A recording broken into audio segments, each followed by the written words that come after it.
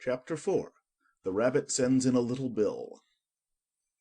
It was the White Rabbit trotting slowly back again, and looking anxiously about as it went, as if it had lost something, and she heard it muttering to itself. The Duchess, the Duchess! Oh, my dear paws! Oh, my fur and whiskers! She'll get me executed, as sure as ferrets are ferrets! Where can I have dropped them, I wonder? Alice guessed in a moment that it was looking for the fan and the pair of white kid gloves, and she very good-naturedly began hunting about for them, but they were nowhere to be seen. Everything seemed to have changed since her swim in the pool, and the great hall, with the glass table and the little door, had vanished completely. Very soon the rabbit noticed Alice as she went hunting about, and called out to her in an angry tone. Why, Mary Ann, what are you doing out here? Run home this moment and fetch me a pair of gloves and a fan. Quick now! And Alice was so much frightened that she ran off at once in the direction it pointed to, without trying to explain the mistake it had made. "He took me for his housemaid," she said to herself as she ran.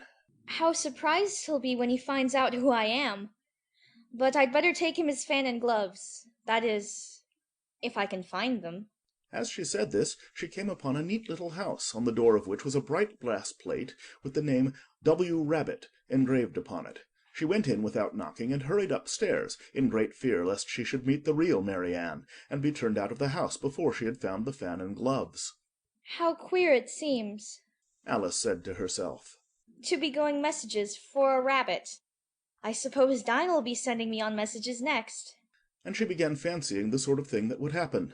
"Miss Alice, come here directly and get ready for your walk. Coming in a minute, nurse, but I've got to see that the mouse doesn't get out. Only I don't think," Alice went on, "that they'd let Dinah stop in the house if it began ordering people about like that." By this time she had found her way into a tidy little room with a table in the window, and on it, as she had hoped, a fan and 2 or 3 pairs of tiny white kid gloves. She took up the fan and a pair of the gloves, and was just going to leave the room when her eye fell upon a little bottle that stood near the looking-glass. There was no label this time with the words "Drink me," but nevertheless she uncorked it and put it to her lips. "I know something interesting is sure to happen," she said to herself, "whenever I eat or drink anything, so I'll just see what this bottle does. I do hope it'll make me grow large again, for really I'm quite tired of being such a tiny little thing." It did so indeed, and much sooner than she had expected. Before she had drunk half the bottle, she found her head pressing against the ceiling, and had to stoop to save her neck from being broken. She hastily put down the bottle, saying to herself, "That's quite enough. I hope I shan't grow any more. As it is, I can't get out at the door. I do wish I hadn't drunk quite so much." Alas, it was too late to wish that. She went on growing and growing, and very soon had to kneel down on the floor. In another minute there was not even room for this, and she tried the effect of lying down, with one elbow against the door and the other arm curled round her head. Still she went on growing, and as a last resource she put one arm out of the window and one foot up the chimney, and said to herself, "Now I can do no more, whatever happens. What will become of me?" Luckily for Alice, the little magic bottle had now had its full effect, and she grew no larger. Still it was very uncomfortable, and as there seemed to be no sort of chance of her ever getting out of the room again, no wonder she felt unhappy. "It was much pleasanter at home," thought poor Alice, "when one wasn't always growing larger and smaller and being ordered about by mice and rabbits. I almost wish I hadn't gone down that rabbit hole, and yet it's rather curious, you know, this sort of life. I do wonder what can have happened to me. When I used to read fairy tales, I fancied that kind of thing never happened, and now here I am in the middle of one. There ought to be a book written about me, that there ought, and when I grow up, I'll write one. But I'm grown up now." she added in a sorrowful tone. "At least there's no room to grow up any more here. But then," thought Alice, "shall I never get any older than I am now? That'll be a comfort one way, never to be an old woman. But then, always to have lessons to learn. Oh, I shouldn't like that."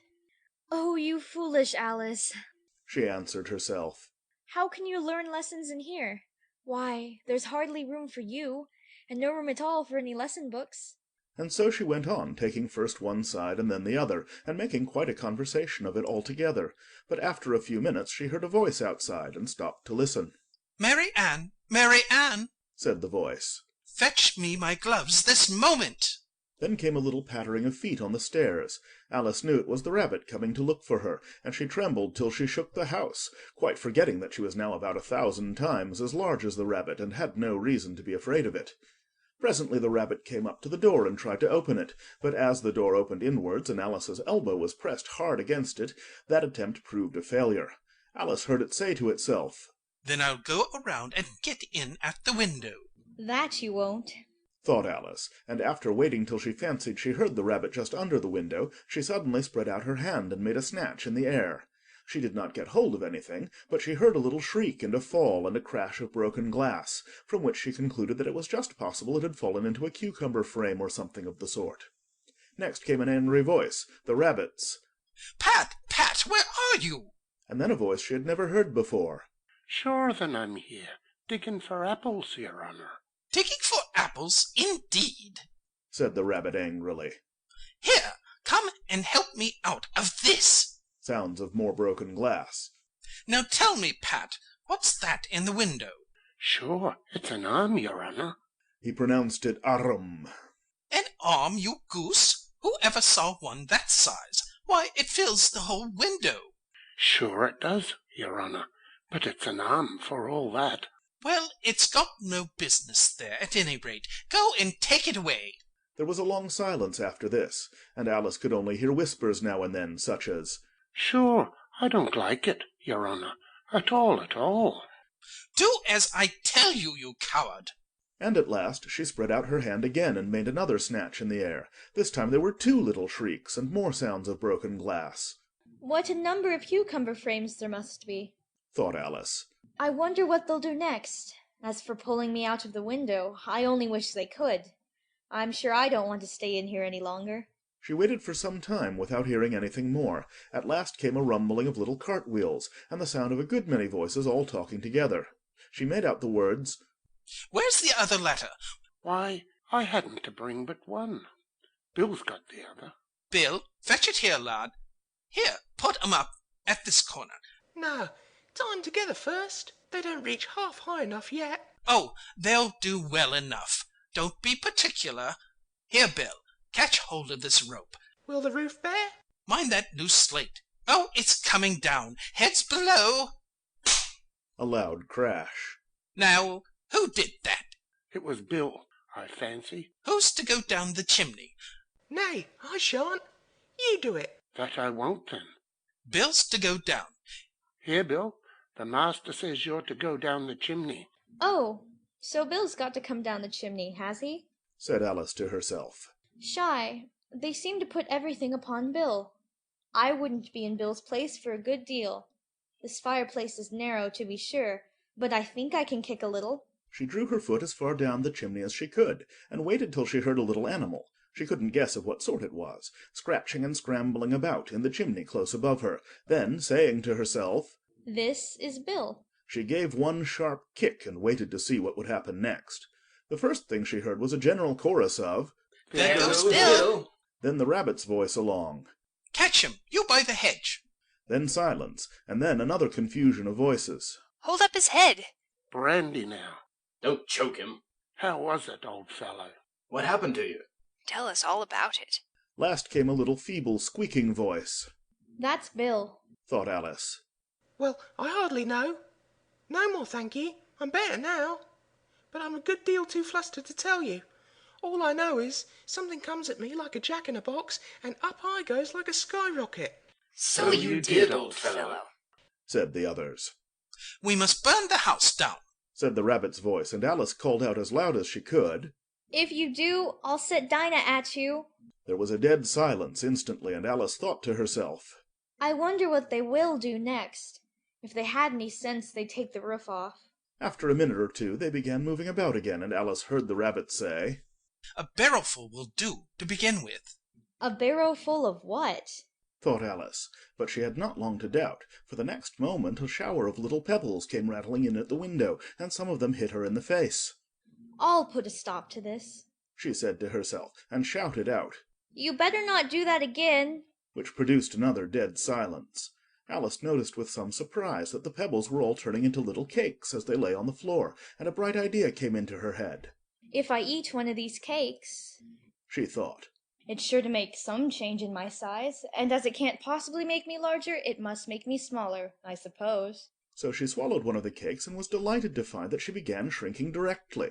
As soon as she was small enough to get through the door, she ran out of the house, and found quite a crowd of little animals and birds waiting outside. The poor little lizard, Bill, was in the middle, being held up by two guinea pigs, who were giving it something out of a bottle. They all made a rush at Alice the moment she appeared, but she ran off as hard as she could, and soon found herself safe in a thick wood. The first thing I've got to do, Said Alice to herself as she wandered about in the wood, is to grow to my right size again, and the second thing is to find my way into that lovely garden. I think that will be the best plan. It sounded an excellent plan, no doubt, and very neatly and simply arranged. The only difficulty was that she had not the smallest idea how to set about it, and while she was peering about anxiously among the trees, a little sharp bark just over her head made her look up in a great hurry. An enormous puppy was looking down at her with large round eyes, and feebly stretching out one paw trying to touch her. Poor little thing. Said Alice in a coaxing tone, and she tried hard to whistle to it, but she was terribly frightened all the time at the thought that it might be hungry, in which case it would be very likely to eat her up in spite of all her coaxing. Hardly knowing what she did, she picked up a little bit of stick and held it out to the puppy, whereupon the puppy jumped into the air off all its feet at once with a yelp of delight, and rushed at the stick and made believe to worry it. Then Alice dodged behind a great thistle to keep herself from being run over, and the moment she appeared on the other side, the puppy made another rush at the stick and tumbled head over heels in its hurry to get hold of it. Then Alice, thinking it was very like having a game of play with a cart horse, and expecting every moment to be trampled under its feet, ran round the thistle again. Then the puppy began a series of short charges at the stick, running a very little way forwards each time and a long way back, and barking hoarsely all the while, till at last it sat down a good way off panting, with its tongue hanging out of its mouth and its great eyes half shut. This seemed to Alice a good opportunity for making her escape, so she set off at once and ran till she was quite tired and out of breath, and till the puppy's bark sounded quite faint in the distance. And yet what a dear little puppy it was. Said Alice as she leant against a buttercup to rest herself and fanned herself with one of the leaves. I should have liked teaching it tricks very much, if I'd only been the right size to do it. Oh dear, I'd nearly forgotten that I've got to grow up again. Let me see. How is it to be managed? I suppose I ought to eat or drink something or other, but the great question is, what? The great question certainly was, what? Alice looked all round her at the flowers and the blades of grass, but she did not see anything that looked like the right thing to eat or drink under the circumstances. There was a large mushroom growing near her, about the same height as herself, and when she had looked under it, and on both sides of it, and behind it, it occurred to her that she might as well look and see what was on the top of it. She stretched herself up on tiptoe and peeped over the edge of the mushroom, and her eyes immediately met those of a large caterpillar that was sitting on the top with its arms folded, quietly smoking a long hookah, and taking not the smallest notice of her or of anything else. End of chapter 4.